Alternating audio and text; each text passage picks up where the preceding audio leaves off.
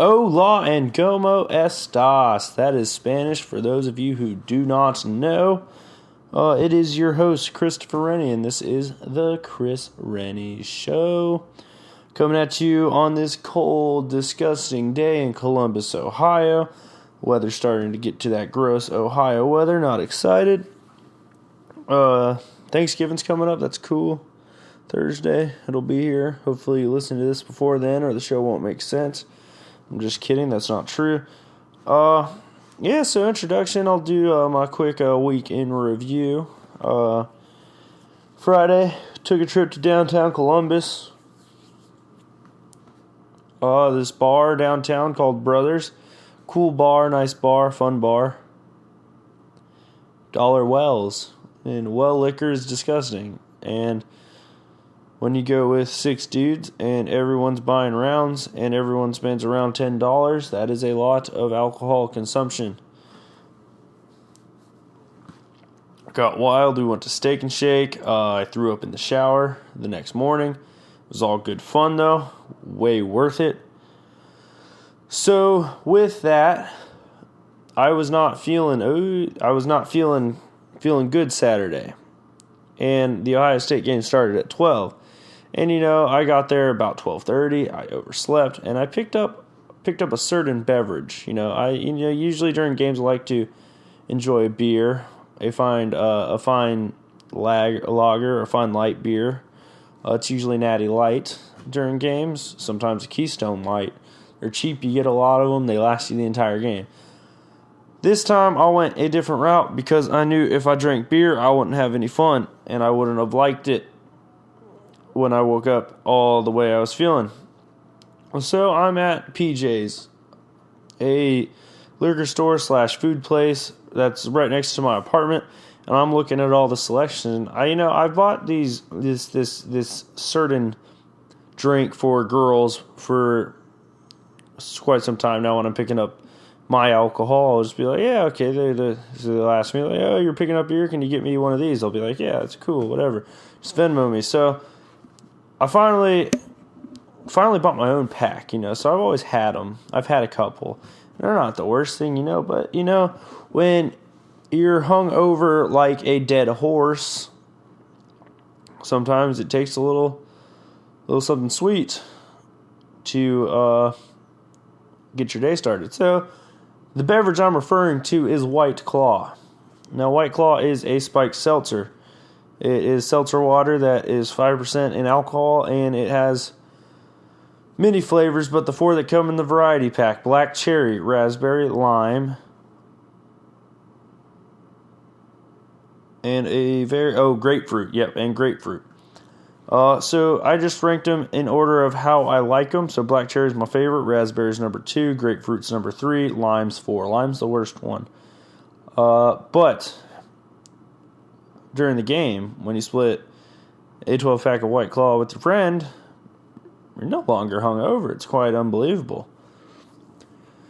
So White Claw's 2 carbs. So if you're looking to watch your weight, have a little fun, and taste a pretty delicious drink, go get some White Claws. They're fun. Get clawed. That's what we were saying all weekend. We got clawed. We went to Bulls. So, So I stayed. We watched a lot of football Saturday. It was a lot of fun. Sunday, similar sort of layout. I just watched football, did my homework. So I'm not doing a fan topic this week.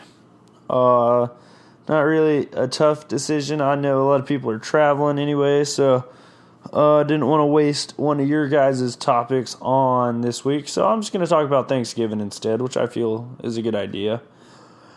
But before we get into all of that, we're going to go into some college football real quick. So a quick review of last weekend shows that no one lost.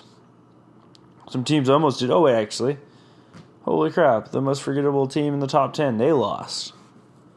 West Virginia. Will Greer. Tough game. Oklahoma State did it. After almost serving up an upset in Oklahoma. You remember this was a big discussion of mine where Mike Gundy went for 2. Didn't get it. Well, this time they put up an upset bid, and this upset bid paid off.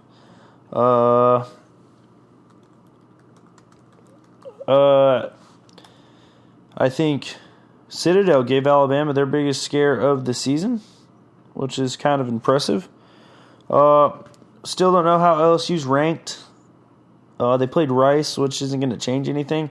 I really don't think they deserve to be up there. Iowa State lost to Texas. I think the Big 12's decided. I think I'm pretty sure West Virginia and Oklahoma, whoever wins or loses this week, has to play them once again. But yeah, that was a huge upset for playoff implications. If West Virginia beats Oklahoma, it ruins everything for the Big 12, and they have 2 chances to do it. Going through it. Yeah, Alabama was tied with Citadel at halftime, which is absolutely crazy. We all thought, no way it's going to happen, no way. And then Georgia played UMass, so yeah, I'm not a fan of that. So this is going to be a topic I didn't have on my list of topics, but every other team in the top 10 and most teams in the top 25 that are in Power 5 conferences played Power 5 conference teams. The team that did not and the teams that did not were in the SEC.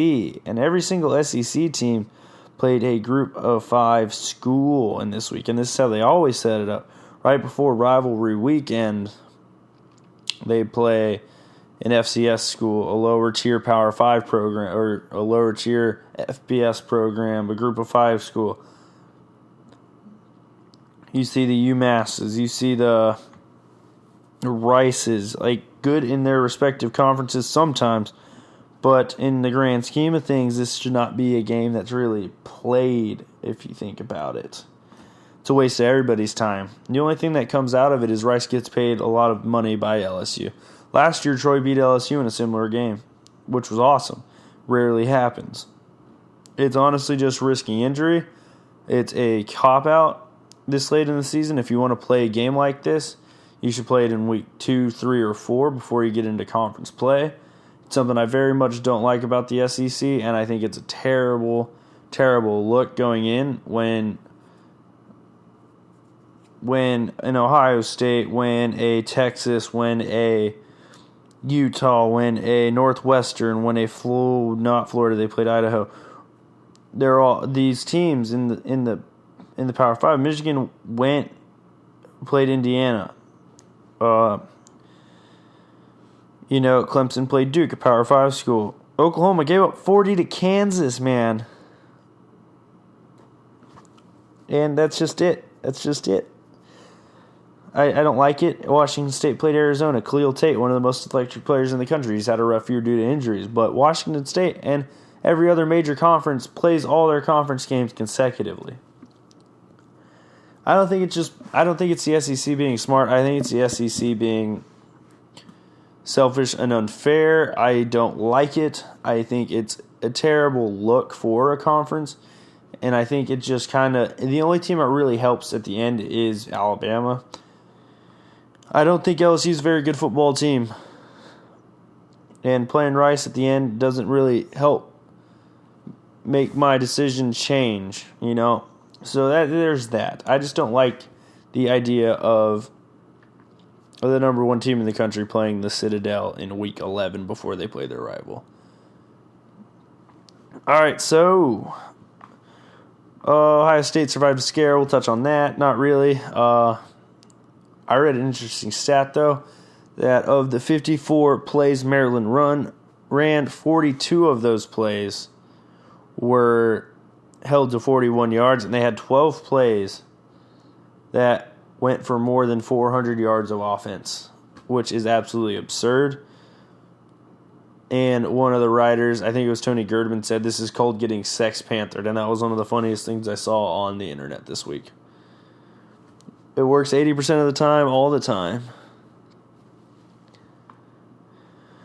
So, preview of the weekend ahead for college football. Ohio State's coming off a scare, and Michigan's playing the best football they've played in a decade. Since 2006, I don't think Michigan's had a team of equal talent to Ohio State. I think the rivalry's been the reason some of the games have been close. I think Harbaugh has coached his team the best this year. I think the inclusion of Shea Patterson to a pretty talented roster has already made him better. I think the elder leadership Michigan has is something that will possibly be a differentiating factor. I do think Ohio State has more talent on their team from top to bottom, but I do think the leadership is the big aspect Ohio State's missing. You look at Michigan, the way they play. Think through it. It's slow, methodical. It's not big play. There's not many big plays when they play, and they don't score fast. They are an offense that beats you with 1,000 cuts.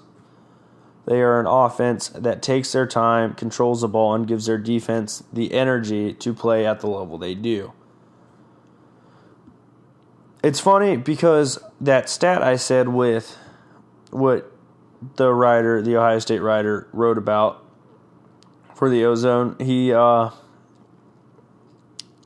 said 13 big plays made up for 400 yards of Maryland offense. The other were 41 yards of the offense. So we are playing a school that isn't known for their big plays. Ohio State's playing Michigan. As you guys know, I am an Ohio State student, so I do have a dog in this fight, but I'm going to try to be completely unbiased in this as possible until I make my prediction.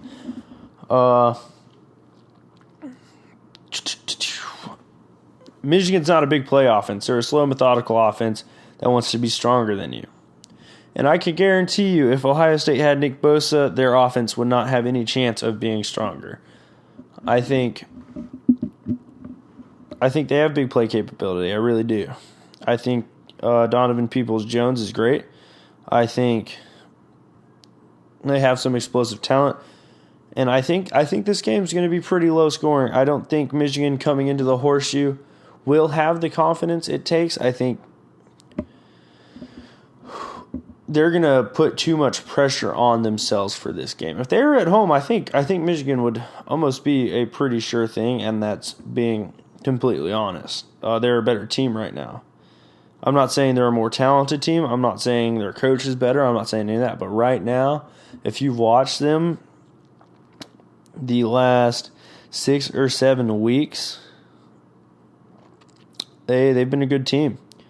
Since 9/29, they're scared against Northwestern. They beat Maryland by 21, Wisconsin by 25, Michigan State by 14, Penn State by 35, Rutgers by 35, Indiana by 11.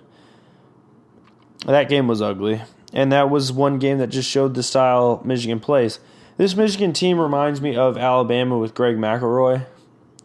A good quarterback, not a great quarterback. Shea Patterson's a little bit more talented, but I don't think he has the same talent in a Mark Ingram and a Trent Richardson so it equals out in that aspect. I think from a receiver standpoint, Peoples-Jones and Tarek Black are both exceptional talents on the outside, but I think Sheffield is a good enough corner to take out Black, and then it's up to Arnett to finally be a good corner this year. The pass rush will never be an issue. I think the pass rushes on both sides are exceptional. You got Michigan's led by Rashawn Gary and Chase Winovich. One was an extremely highly talented recruit, and one was that grinder that you know from Michigan. You know, Chase Winovich is a guy with a blonde hair. He's kind of a dirty player. There's video of him stomping on a player's leg last week. He is injured, actually. So that's going to be a big loss if he can't go for Ohio State and if he's not fully healthy. Their front seven's good. Michigan's front seven's got a lot of talent. Their defensive backs are one of the best in the country. What they do, they have, I think, the number 1 ranked pass defense in the country right now. And Ohio State's pass offense has been their go-to strength this year. So it's a battle of different philosophies so far. Ohio State established a run game against Maryland. They had one true running back in J.K. Dobbins, and then Demario McCall played quite a bit because Mike Weber was a late scratch due to a bruised thigh. Dobbins ran for 203 yards on 38 carries, had a lot of touches that game, made a lot of plays when we needed him to. Dwayne Haskins threw the ball well once again. I think it's going to take some shot plays. I think it's going to take an unpredictable offense, and I think that's the advantage having a running quarterback had. You're going to have to find a way to get Paris Campbell in space. You're going to have to find a way to work Tate Martell into the game plan if you're Ohio State to throw Michigan's defense out of its rhythm. Michigan's defense is a rhythm defense. You take a shot play and they complete it, it's going to start ruining their momentum. That's the thing. That's where Harbaugh's teams need to go so right. There was a reason Northwestern took a 14-0 lead against them. They attacked, and they had a pro-level NFL quarterback throwing the ball. That level of accuracy is going to be needed against... That was a sweet shot. That level of accuracy is going to be needed against a Michigan secondary that's very talented. I think this is going to be a battle. I think the 4.5-point spread's perfect. I think it's a big motivation that Michigan's going to be favored in the shoe. I know Urban Meyer said that that he's not going to treat his team like they're underdogs, but the Ohio State's 10-1. Ohio State's a 10-1 team. They're a talented team. They've underperformed all year. I think a lot of people are going to be surprised at how Ohio State comes out. I think they're going to come out ready, explosive, and you're going to see the most motivated Ohio State team you've ever seen. This is the type of stuff that Urban Meyer lives for as a coach. He's a motivator. He needs this bulletin board material. You haven't really had that all this year. I mean, you should have. I think the linebacker play is the biggest worry for Ohio State. I think Karan Higdon and the running backs for Michigan are really going to test these linebackers. Shea Patterson get out and run a little bit. Quarterback runs have hurt us quite a bit this year. That made the game against TCU a lot closer than it should have been. Chris Evans is an explosive guy. I know for a fact Michigan always has good tight ends. You're going to have to watch out for them. It's just been a very balanced offense. It still sucks that Grant Perry is allowed to play football. He sexually assaulted a woman. We won't get into that story. But yeah, I mean, all in all, I think it's going to end up coming down to a last drive. And I've been hearing Joel Klatt, a college football analyst, say this all year when talking about the teams in the playoffs. Wow. And he said, you just want to have a shot going into the fourth quarter. Because that's the thing about college football. If you have a shot going into the fourth quarter, anything can happen. It doesn't matter how talented you are. If it's a one-score game going into the fourth quarter, you got a shot. Look at what happened with Ohio State against Penn State. They went down 14. They won the game. Like, that happened.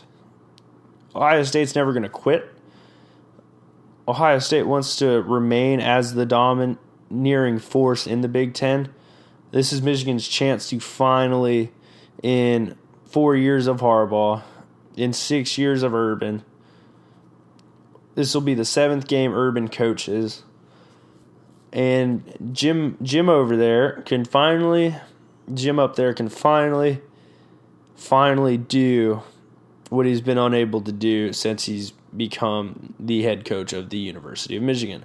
That's beat Ohio State. This is the best chance he's ever had, and he's not going to have a chance like this next year if Dwayne Haskins stays.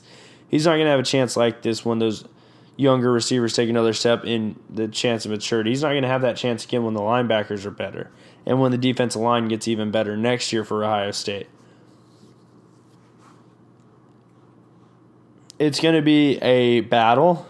It's going to be the best game in college football this year from a drama standpoint, from a story standpoint. Big talking point's been Urban Meyer's health and him stepping down at the end of the season. I think if he loses, I think Urban will come back as the most motivated Urban's been since he's been at Ohio State. People are talking about his health from Saturday. I think that was, minus the grabbing the head sometimes, I thought it was pretty normal Urban behavior in a stressful game. I don't think people realize how often Urban bends over and grabs his knees when the game's close. I've been at every Ohio State game since I've been a student here, and it happens every time something goes wrong. So as long as Urban's there, I think this is going to be... I think I was reading quotes today, and players at Ohio State are like, it's different this week. It's always different this week. And you know it's different, and Urban makes it so well known that this week is different. The rivalry one's deep. My mom's boyfriend's from Ann Arbor. He's a Michigan fan. I got to go home for Christmas, man. We lose that, it's going to be a terrible Christmas. We win it, it's going to be a great Christmas, I'll tell you that. I know at Thanksgiving, Thursday, it's all anyone's going to be talking about. The game. It's Ohio State, Michigan, Saturday, noon Eastern, 9 a.m. Pacific. College game day is going to be there. It's going to be a hell of a show. I will probably not be in attendance to college game day. That's not sort of my thing. Plus, it being a noon game, I'm going to want to get some beverages in me. So, the next big rivalry I want to talk about is Alabama versus Auburn. Last year, Auburn did the impossible and beat Alabama. That's not going to happen again this year. I just want to go out on record. Alabama's a better team. Plain and simple. They have more talent. Their coach is better. You can see it in the records. Auburn was a hot pick to make the playoff. Hasn't worked. Did not go well for them. I don't know. Auburn's probably the worst. They were the worst ranked team last week, and I don't think they're ranked anymore. So I think people started catching on that they're not very good. I think it's in Tuscaloosa, so there is a big advantage for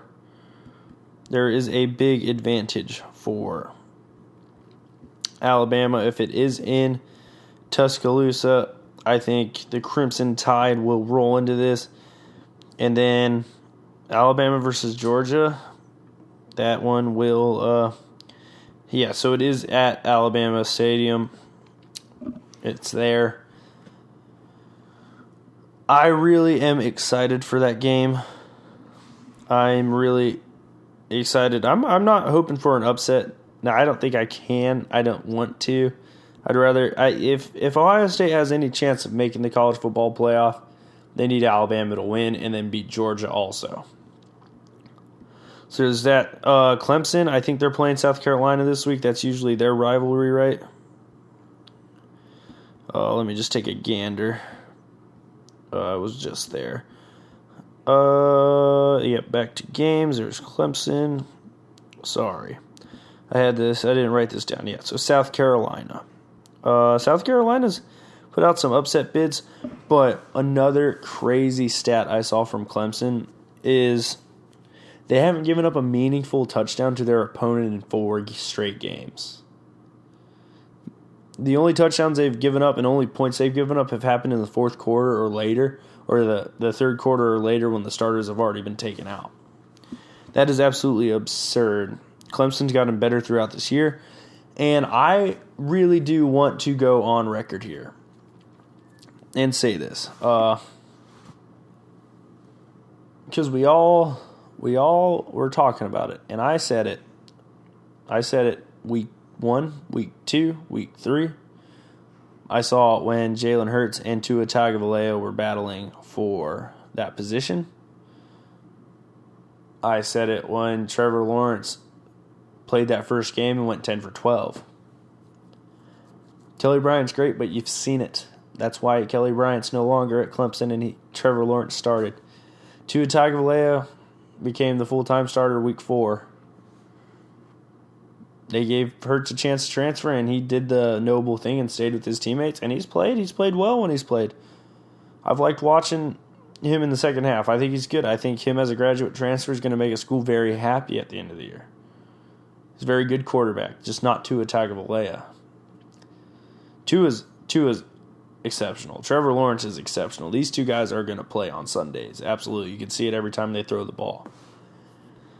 Trevor Lawrence.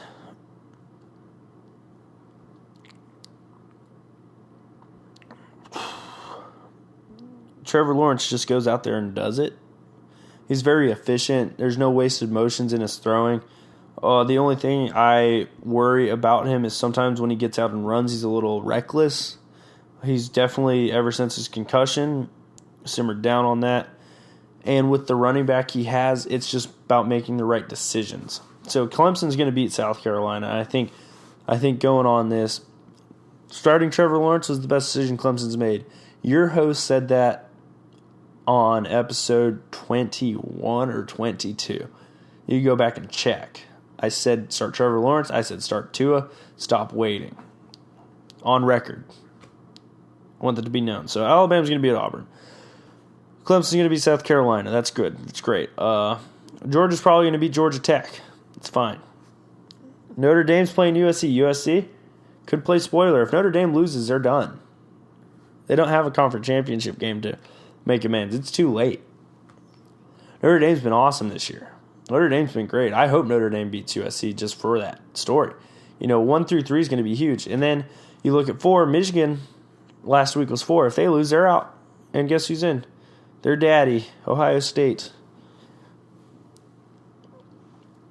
Then you keep going down. Oh, yeah, if Michigan loses, Ohio State might not be in. Because the other game from this weekend, and I don't know if it's a rivalry, but it's somehow managed to be the last game of the season this year, which is absurd and great scheduling. But Oklahoma is playing West Virginia.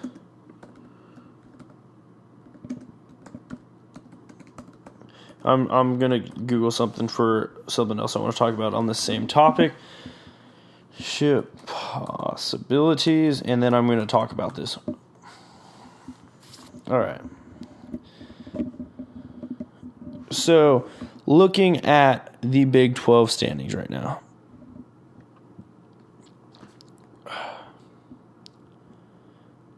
There are 3 teams with a chance to play for the Big 12 championship. 2 of them play this Saturday. Oklahoma and West Virginia play. West Virginia's coming off a deflating loss to Oklahoma State, who Oklahoma narrowly beat. So with that being known, if West Virginia wins this week, I gotta look at something else too. If West Virginia wins this week and Texas wins this week,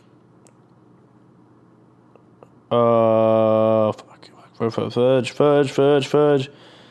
Man, I had these things opened earlier and my computer quit out of them. This is bad. Texas beat Oklahoma, they'd have the tiebreaker. So it would be a West Virginia-Texas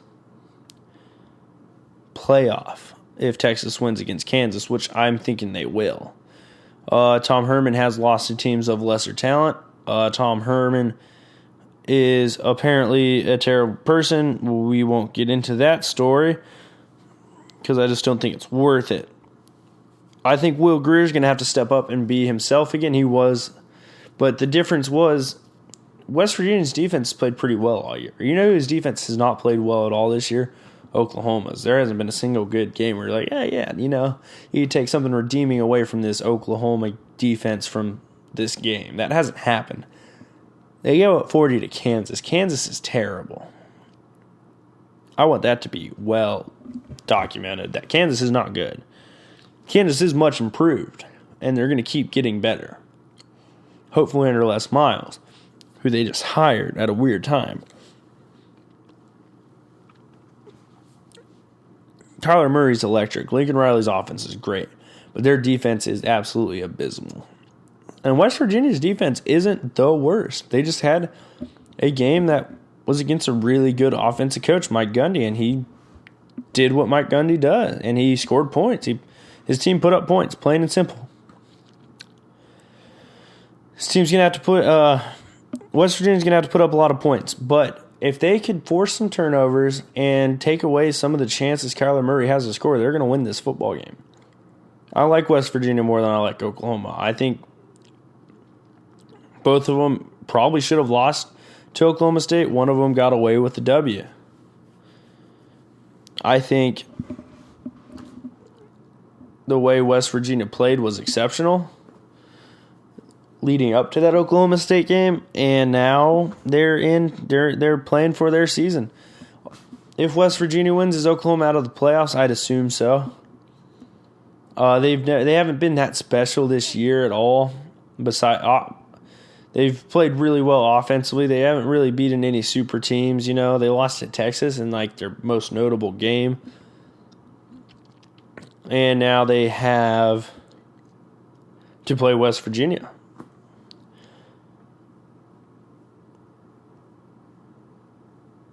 They have to play West Virginia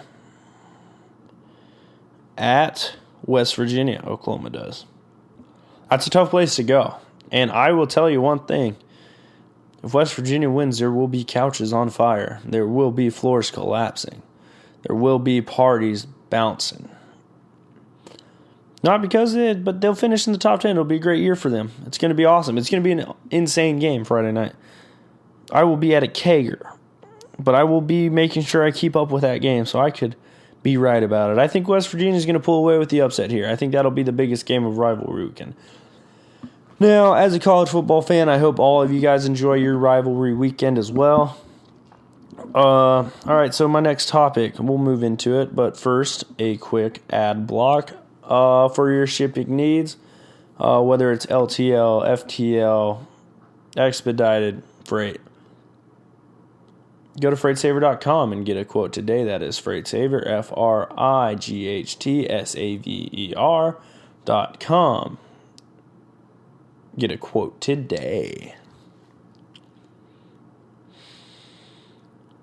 Hello, everybody. This is your host, Christopher Renne, and this is the Mom's Basement Production Studio. Thank you all for listening. Pints at the Round Tables episode will be released Wednesday for your drives to Thanksgiving. It started off as a very organized and fun show and went off the rails as usual. The first half, very, very PG-13. The second half, you might want to turn it off around your grandparents. All good and fun, though. Hopefully you guys like it. Hopefully you've enjoyed the shows we've been putting out. And hopefully you have followed us at M-Basement Prod and Pints at the Round Table 1. All those pages have the show links and are a good place to go for content created by us for you. So it's a lot of fun. All right, welcome back. Sorry for that, but guys got to make money. No, I'm just kidding. Yeah, so the NFL was wild. The Browns didn't play, so we sort of really had no real rooting interest to watch. So I just sort of flipped through games, all that, good stuff. It was a lot of fun. It started Thursday with the Seahawks-Packers. It was a hell of a game. Rodgers didn't get a dub, unfortunately. But he helped my fantasy team out a lot. I watched the Falcons game. They lost again. The Falcons are really struggling. But they're putting up numbers for fantasy. I'll tell you that much. I'm now 4-8. Fantasy, I apologize if you're taking my fantasy advice. I'm a very risk-averse fantasy player. I'm not an aggressive fantasy player. So I don't like changing my lineup all that much. But yeah, Rodgers, with his Mike McCarthy coach, with his old ways, lost to Seattle, a team similar talent to Green Bay. Pete Carroll's a little bit more inventive, I'd say, as a coach. I think the Seahawks defense has gotten better throughout the year with the youth they've accumulated. And the Packers really just don't have much going for them besides Aaron Rodgers, Devontae Adams. Now, Aaron Jones had another good game, and he's been playing awesome. But it's not good for Rodgers. It's not looking good. I think Mike McCarthy will be fired by the end of the year, and I think they'll try to find a young mind that meshes better with Aaron Rodgers. So that's what started Thursday. That's the storyline that came out of it, is the relationship between McCarthy and Rodgers done. I'm on the side of the fence that says, yes, it's done.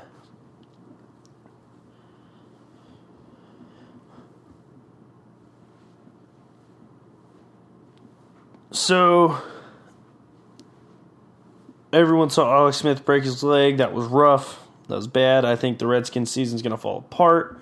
But I am going to be rooting for Colt McCoy imminently and hard because I'm a big fan of Colt McCoy. I had a Colt McCoy jersey, Texas, not the Browns. I always liked him. I always thought he was fun to watch when he was at Texas. I always thought he was cool. I always liked the number 12 at Texas. I think Colt McCoy is the reason if I were to have all the D1 offers in the world, I'd give Texas major consideration. I'm excited to watch him play. He's one of my favorite college football quarterbacks of all time. It's always fun seeing them get another shot. But that leg injury was bad, and the craziest thing was that fact about it happening 33 years to the day it happened to Joe Theismann. What are the odds of that? Not a math guy, not going to do them, but honestly, it's crazy. Going through it, the Cowboys' season is extra alive, unfortunately, due to Alex Smith's injury and their win against the Falcons. And Zeke has been an animal. OH, go Bucks. Long sleeve Zeke's becoming a thing. He's hurdling again. He's getting the ball in a lot of ways, and I think Jason Garrett's figuring out what worked for him when Dak was a rookie. You can't trust Dak with too much. You could trust Zeke with the whole offense. That's good. The offensive line for the Cowboys is playing better, and their defense is awesome, especially with the revelation of the rookie Leighton Vander Esch. Chidobe Awuzie, their corner, is pretty good. They've got some all right safeties. Their defense doesn't have many superstars, but Jalen Smith and Leighton Vander Esch have done so much that it has covered up some of the holes they have. Randall Gregory, I think his name is, has been a good pass rusher. They've got a very good defense, and their offense, when controlling time of possession and not turning the ball over, is very good. It's just not explosive. It's very ball dominant. It needs the ball, and it needs the ball for long times.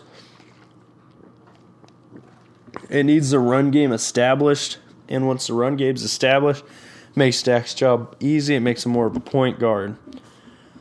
It's good for the Cowboys. Glad they're winning.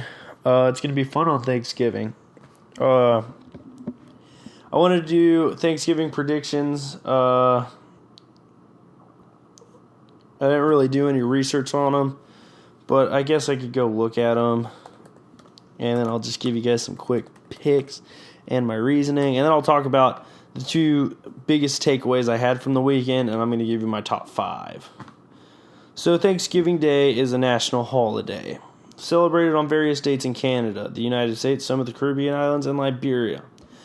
And the greatest thing that happens on Thanksgiving is the football games. So, crazy enough, Thursday Night Football used to start on the Thanksgiving game, and you'd have some Thursday night games to the end of the year. Some of the games were terrible. Some of the games were divisional rivalries, but as Thursday Night Football's grown, and now you get one a week, it's become a huge thing. And you got to thank Thanksgiving for that. I love Thursday Night Football. I know it's tough on the players, but then you get 10 days in between games. The 3 days tough, though. That is tough. I couldn't imagine that. But that 10 days, it's got to be nice. So, the game that starts today, 12:30 Eastern, Bears-Lions. That's earlier than an NFL start time regularly is. I don't think it'll have much of an effect. It's Bears-Lions. The Bears... the Lions need this a lot more. It's in Detroit. Matt Patricia's coaching his first year in Matt Nagy's also a first-year coach playing in prime time. I think with the primetime games he's had for the Bears, he's shown that there's a lot of potential for this team. Trubisky is playing within himself for the most part. He makes some poor decisions. But that's any young quarterback. I don't think you could knock him for all of them. The Lions, I don't know where to start. They're above average in most places. Their offensive line's not terrible. They don't have terrible running backs. Their quarterback's really good for the most part. I don't know much about their defense. I think their secondary is their weakest link, if I remember right. But even that, it's not that weak. And it shows in their record that they're just an average team. And, I mean, I don't think there's anything wrong with that. Yeah, because they've won. Another.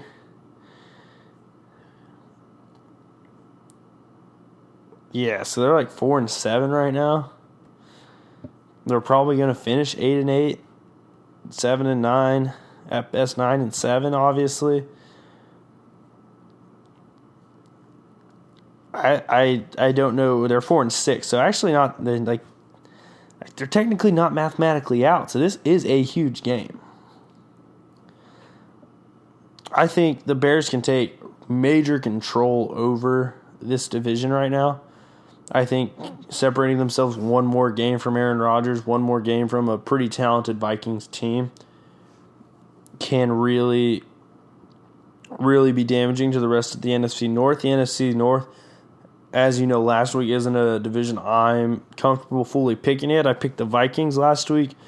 I don't think I've changed my opinion on it. I think the Vikings will still win the division. I think Kirk Cousins' experience and down the stretch will be very beneficial. I think the winner of this division is going to have 10 wins. And I think if the Vikings have 10 wins, they're technically better than a Bears team at 10 wins. I think the Bears keep getting better, and that's where I see a fear in that prediction. And I think at the end of the day, I think I'm going to go on the side of the upset here. I do think the Lions are going to win this game. I think it's going to come down to a field goal, and I think it's going to start everyone's Thanksgiving off with like, oh hell yeah, like this is going to be a good football day. You know what I'm saying? So back to it, Thanksgiving football games. Who is the second game? Chris? Oh, thank you for asking, Chris. It is Redskins at Cowboys. I got to go with the Cowboys. They're great at stopping the run. The Redskins they just lost their quarterback. Colt McCoy's fun, and I like Colt McCoy, but I don't think starting in prime time against the Dallas Cowboys in Jerry World on a Thursday is the way to start your season. Absolutely, Colt McCoy has to be ready. He's got all the intangibles in the world. If he's efficient, he's got a shot. Adrian Peterson's going to have to be a bell cow this week. He's going to have to go back to his old self. 26 to 30 carries, $130, $140, maybe 2 touchdowns. The defense is going to really have to show up for the Redskins. It's going to be, I think it's a rivalry game, so I think you throw point spreads out the window. I don't think you have any idea what's going to happen. I think the Cowboys can come out and dominate right away and then just make the Redskins go, we don't have our quarterback. Like, this can't go any better. I'm going to pick the Cowboys in this one. I think Dak's been playing great football. I think picking up Amari Cooper has opened up room for Cole Beasley in the slot. The other receivers, Michael Gallup, had some personal stuff happen over the weekend. His brother committed suicide, so that's super sad. So I don't know his status on playing this Thursday. If he does play, he's been getting better week in and week out, so it's super unfortunate that happened at all.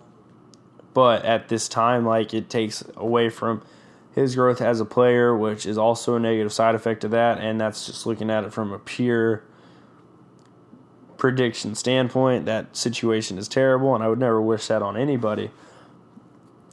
But they were getting better as a team. The cohesion, Rod Smith as a backup running back. He's also a former Buckeye. Backed up Zeke in college, too. It's kind of funny.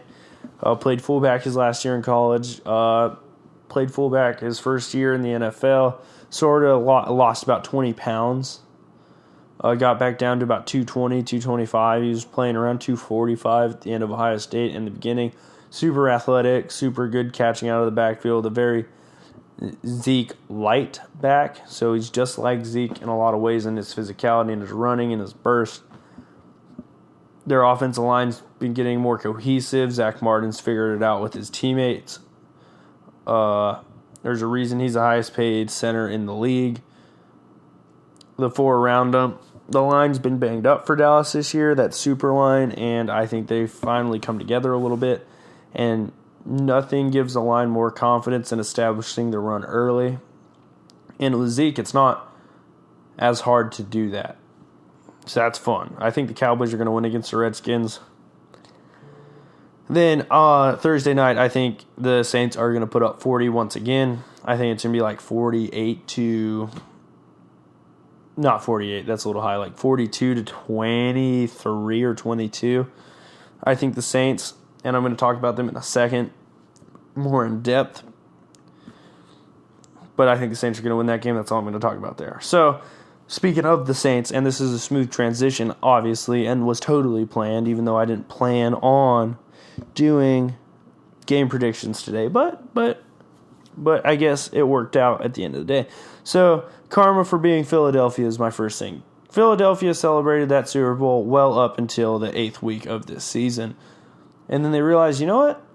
Fuck, we got to play games this year, don't we? And they had lost some games. Their receivers aren't playing as well. Their running game isn't that great. Their defense looks slow and not motivated. Jason Kelce got hurt. And they were trash-talking some Saints players early in the game, and Alvin Kamara and Mark Ingram. And they poked a bear. The most efficient offense in the league. They turned the ball over the least. They score so fast, so effectively, that karma put the Saints in the right place at the right time to play Philadelphia. And I am so happy they did. Because 48 points in the NFL is absolutely no joke. And they probably could have scored 50 if they really wanted to. I had to play Michael Thomas in fantasy this week. It's never fun. He's been the best receiver in the league this year. And I don't think that's a question. Then you have Alvin Kamara and Mark Ingram out of the backfield. Two backs that complement each other perfectly. Both good receivers out of the backfield. Mark Ingram's a little better between tackles and inside run game. And Alvin Kamara is better in space on stretch run plays, on zone run plays to the outside zone plays. It's just a beautiful combination. This offense is so well constructed. The offensive line has been the best in the league this year. And as I name those three players, they are by far the best combination of weapons in the league. Their defense is insane. Like, it's not like they were playing nobodies. It's not like they were... The Eagles have Carson Wentz, a very good young quarterback. Alshon Jeffrey is a good receiver. Like, they have depth at receiver.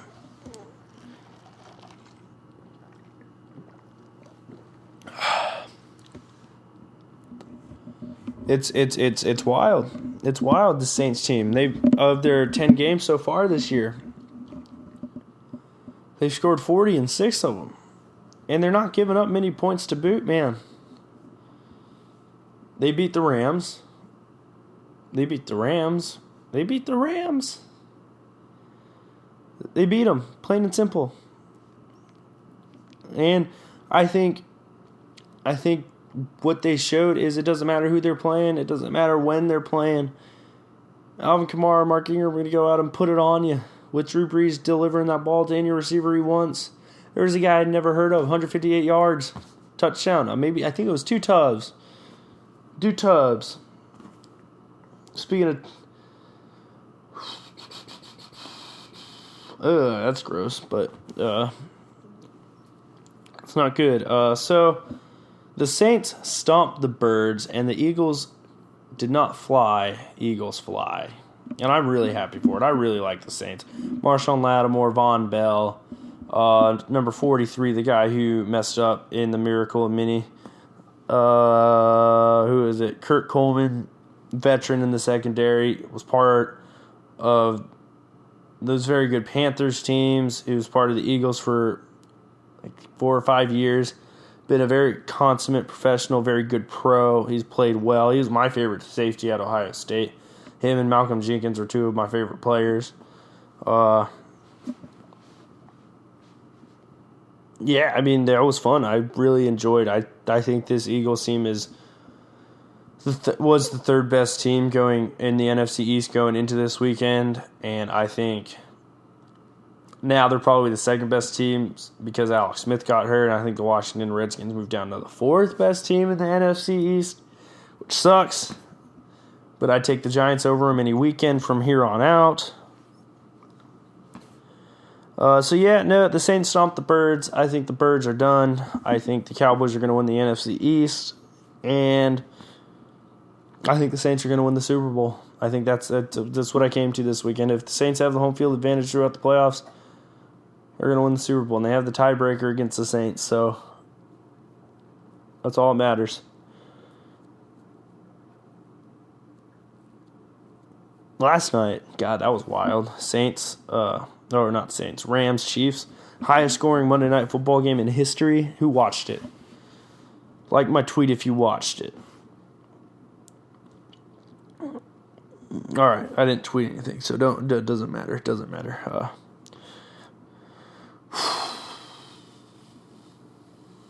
I watched that while I was at the gym.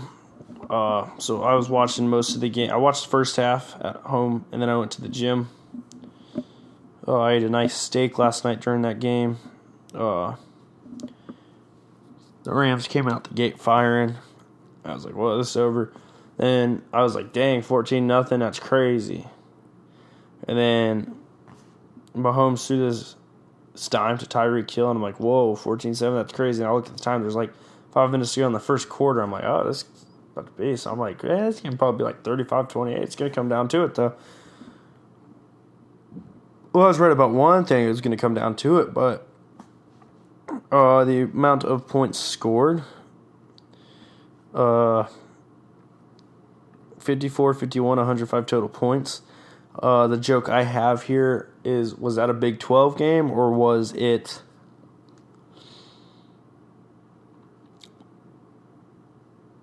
the NFL? It took me a second. Getting dehydrated is cool, though. You look at the stats. Patrick Mahomes, 478 yards, 6 touchdowns, 3 interceptions. Kareem Hunt, 14 carries, 70 yards. Patrick Mahomes ran it for 28. Tyreek Hill had 215 yards receiving and 2 touchdowns. God, that's a 40-point game in a PPR league. Jesus. Travis Kelce, 127 and a touchdown. Chris Conley, 74, 2 touchdowns. Kareem Hunt, 3 for 41 and a touchdown. There's a lot of defensive touchdowns. Harrison Butker kicked 1 field goal, and it was 21 yards, and he scored 9 points on the day. He had 6 extra points, man. So we go look at the Rams stats. Jared Goff, 31 for 49, 413 yards, 4 touchdowns, and a rushing touchdown. Todd Gurley got rolled up on. He had 55 yards in the game. Malcolm Brown from Texas was there. So once Todd Gurley got hurt, Sean McVay changed the way he called the game. His philosophy changed, and it very much felt like an air raid system where rather than running the ball, they used short throws to get athletes in space. Brandon Cooks had 8 catches for 170 yards. Josh Reynolds, 6 for 80. Robert Woods, 4 for 72. Gerald Everett, 3 for 49. It was so spread out among the Rams receivers and the Chiefs receivers. And people are like, it was a terrible defensive game. And I'm like, hey, there's like 4 or 5 defensive touchdowns, I think. Something stupid like that. Huge interceptions at huge times. When you have 2 of the best quarterbacks in the league, 2 of the most talented quarterbacks in the league going at each other, your defenses are going to struggle. And you have two very unbelievably gifted offensive minds calling the game, and Andy Reid and Sean McVay. It was absurd. And I'm a guy who, throughout my football career, played offense and defense, so I could watch both and enjoy both. And I saw some defensive coaches like, you know what? I'm not even mad about that. 51-54, not even mad. Some guy came on one of the radio shows today. I was like, if we give up 54 and lost, if we scored 50 points and lost, I think I would have been cut the next day. I think that either said last night or today, but either way, it stands. 51-54 is insane, but I really didn't expect much less. I think that was a huge win in the playoff picture. I think the Rams remain pretty safe to say they could get the number one seed. Their schedule is not near as hard as the Saints coming down the stretch. I think the Saints are a better team, but their schedule's not as hard. Their schedule's much harder. The Rams play the Lions, Bears, Eagles, Cardinals, 49ers. That's not a gauntlet of teams anyway. Rather, and then the Chiefs play a decently tough schedule after this week. Oakland's not very good, but it's in Oakland. It's a rivalry game. It's a major game. John Gruden needs a notable win this year. The Ravens, a tough defense. They don't have the offense at all to compete with the Chiefs, and if they treat Lamar Jackson like the ragdoll they were treating him on Sunday, it's not going to be pretty for them that game either. Chargers-Chiefs will probably have a chance to decide who wins the AFC West, and the Chiefs go to Arrowhead. No, not Arrowhead. They go to Seattle. I can't remember the name of the stadium right now. The Chiefs. It's going to be wild. It's going to be a fun one. Quickly, we'll get to my top 5 in the NFL right now. Pats are number 5. Didn't play this week. Can't move them. Still think they're the 5th best team in the league. Coming off a bye, they're going to get even better. They'll probably finish 12-4. The Chargers, most talented roster outside of Kansas City offensively in the NFL, in the AFC, not the NFL. Phillip Rivers had a rough game on Sunday, but that's one rough game through 10 so far, and the Chargers still had a chance to win. Melvin Gordon's very good. Keenan Allen, Tyrell Williams, Antonio Gates is getting back into playing form. Their defense keeps improving every week, and we'll get Joey Bosa back, which will be huge. My number 3 team, the Chiefs, and this is more like a 2A, 2B thing. The Chiefs were probably more so they ran out of time and didn't get a chance to really score again. They got the ball last, but 40 seconds, the Rams did exactly what they needed to do to get it done. The Rams are 2, almost pretty much because they beat the Chiefs last night. Very similar teams, struggle in similar ways. Both secondaries have struggled and are a little gimpy, not good. And the Saints, most well-rounded team in the league right now, offensive explosivity. All right, so before I wrap it up, the beautiful holiday of Thanksgiving.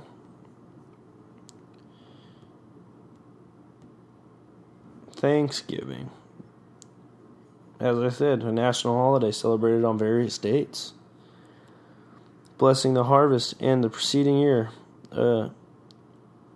It's giving thanks for the blessing of the harvest. There's similar holidays in Germany and Japan. It's the second Monday of October in Canada and the fourth Thursday of November in the United States. It's fourth Thursday this Thursday, and I cannot wait to eat food and watch football. Rather than see family. See some family. That'll be fun too. Although Thanksgiving has historical roots in religion and cultural tradition, it has long been celebrated as a secular holiday as well. Oh, fuck. Secular, no religion. Let's the history, we all know it, the Pilgrims held the harvest with the Native Americans. It's a tradition. They blessed the harvest, and then the harvest came the next day or the next year, and it was unbelievable. It was a great harvest. Whatever whatever. So, ranking 3 of the things that make Thanksgiving so great: food, family, football. Those are the 3 best things that make Thanksgiving my favorite holiday. And in my holiday power rankings, it goes Thanksgiving 1, Halloween 2, Christmas 3. I'm not going to go any further than that because 4th of July is 4. Because of the 4s, I thought it was kind of funny. And then 5, New Year's. So I already went through the football games. Family, I mean, that's all personal. Everyone enjoys seeing their family. Everyone enjoys getting the tea on each other. Everyone enjoys talking about their kid at college who couldn't make it because he got a huge final. It's a chance for families to show thanks for and appreciation for each other. It's awesome. It's great. But the one thing that separates Thanksgiving from every other major holiday, and which makes it my second favorite holiday,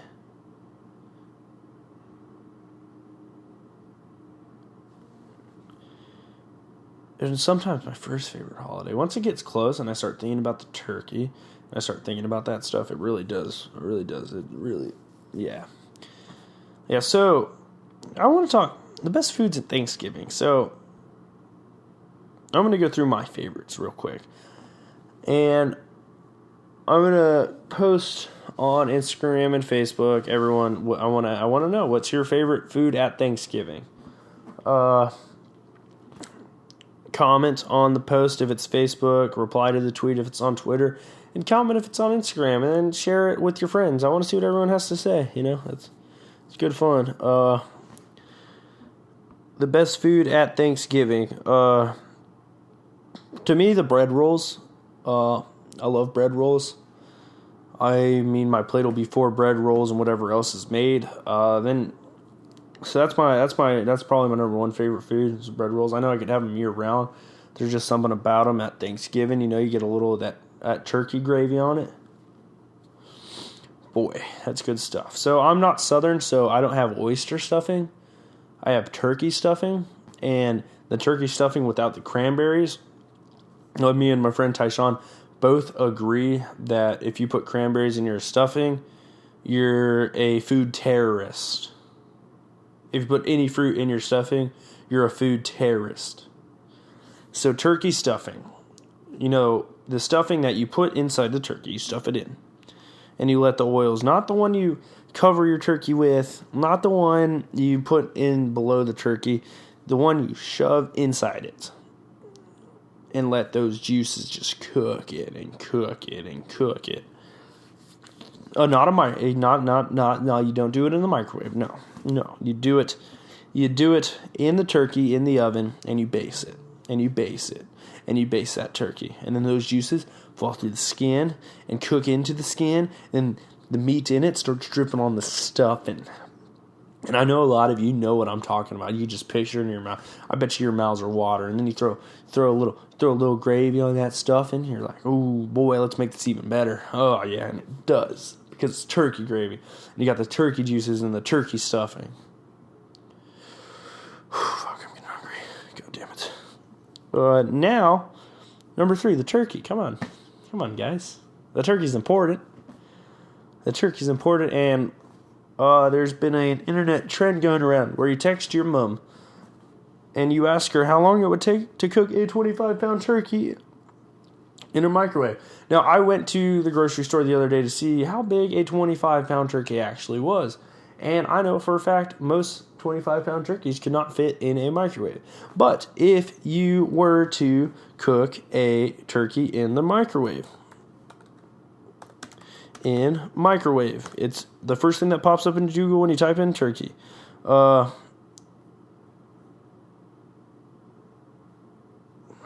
So they really don't recommend doing it with anything more than 10 pounds. And they say 4 minutes per pound on full power to get the cooking process started. All right, so I'm telling you how to do it. The microwave is the biggest problem. So most people and their moms responded, and it was fun. Great stuff. First thing you do, you thaw the turkey. Obviously, you got to do that regardless of which way you cook it. You got to make sure that the turkey's not room temperature, but not frozen. You know what I'm saying? Then you place the turkey breast down on a microwave-safe dish or plate. All right. So no foil in the microwave. Nothing that can melt. Something that could take the high heat.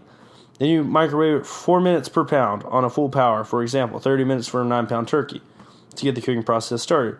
After this initial cook time, the rest of the cooking needs to be on a lower power setting. Most people recommend doing it at 50% power. So remove the drippings and baste the partially cooked turkey so it begins to get that golden brown skin. The golden brown skin is it's major key alert. Shout out to DJ Khaled. I haven't really heard much about him, and I like him again because I haven't really heard much from him. He was kind of annoying for a little bit, but now we're back. Flip the turkey over. You never thought you'd hear that. So flip the turkey over and cook it at 50% power for 8 minutes per pound. 72 minutes total if it's a 9-pound turkey. So do the math. If it's 25 pounds and you're cooking for 8 minutes, that's 200 minutes. So do the translation. That's 2 hours and 20 minutes. I don't know how many microwaves can stay on and cook that long. When the cookie reaches a temperature of 100 to 185 degrees in the thigh and 100 to 175 degrees in the breast, it is ready and safe to eat. So in an oven, you want it to cook for itself under the foil for a little bit to make it a juicy turkey. But in this, you don't have to do that. So, my family's not going to microwave a turkey because they're traditionalist, and it's going to be delicious, and I'm going to love the turkey, and it's going to be great, and I'm going to eat it with my turkey stuffing. So you can't have great turkey without great gravy. Plain and simple. Gravy is the biggest key to Thanksgiving success. If you're cooking, you better make good gravy. Because you put the gravy on anything on a Thanksgiving platter. Even the yams you put gravy on. We'll get to yams in a second. Make some mashed potatoes better, which is my next thing. Need good mashed potatoes. And I'm not talking whipped potatoes. You got to go all out. And if they're garlic mashed potatoes, I respect it. I respect the game. That extra flavor profile, perfect. Awesome. And the only dessert worth eating is pumpkin pie. Absolutely. The only dessert worth eating is pumpkin pie at Thanksgiving. Every other dessert to me is just so weird and so not normal. And there's a reason pie is in our everyday life and none of those things are. It's because those are weird. I only have 2 least favorite foods at Thanksgiving. I'm going to try to eat everything I can, and these are the only 2 things I will not touch. Yams with the marshmallows. Don't get it. Don't like them. Don't like the taste. Why are there marshmallows? Is it a dessert? Is it a side? No one's ever told me. Does it go with turkey? Not to me. No, don't think so. I'd much rather just have a cake. A carrot cake? I don't know. I think that would go better with turkey as a dessert than yams. The marshmallows confused me. The marshmallows, I take the marshmallows off the top, eat the marshmallows. I don't even like marshmallows. I just don't like yams. Green bean casserole, don't like green beans, don't like most casseroles, and I just don't like the mix of flavors in it. So, hate on those least favorites all you want. I'm going to the grave not liking yams and not liking green bean casserole. When I host Thanksgiving when I'm older, if you want those 2 things at my Thanksgiving, you will have to bring them yourself and all that. So that's it. Hopefully everyone has a happy Thanksgiving and enjoys their food. If you guys have any meals you want to, I'll probably make that post for a Thursday. Tag your friends, like it, share it, whatever you want to do.